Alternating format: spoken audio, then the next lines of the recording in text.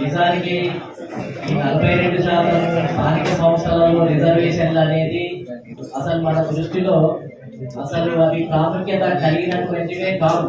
ఎందుకంటే అసలు ఈ స్థానిక సంస్థలలో నిజమైనటువంటి అధికారం లేదు, ఏ పవర్ కూడా లేదు. నిజమైనటువంటి అధికారము అసెంబ్లీ ఎమ్మెల్యేలలో కానీ ఎంపీలలో కానీ వాటిలోనే రాజ్యాధికారం ఉంది, వాటి వల్లనే ఏదైనా మార్పు తీసుకురాగలుగుతాం.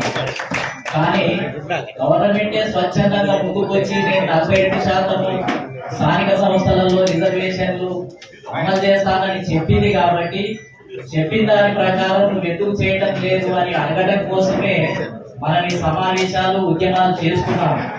కానీ నిజానికి ఏంటిది అని అంటే స్థానిక సంస్థలలో కూడా 60% మనము రిజర్వేషన్లు లేకుండానే గెలుస్తున్నాము. మనమేమి ఈ 42% ఇస్తే ఇటువరకు ఏదో 20% గెలిచినట్టు 42% ఇస్తేనే 42% గెలవబోతున్నట్టు కాదు. జనరల్ గా ఓపెన్ కాంపిటీషన్ లో కూడా మనం ఇప్పుడు గెలిస్తే 50-60% మనం గెలుస్తూ ఉన్నాం. అది వాస్తవం.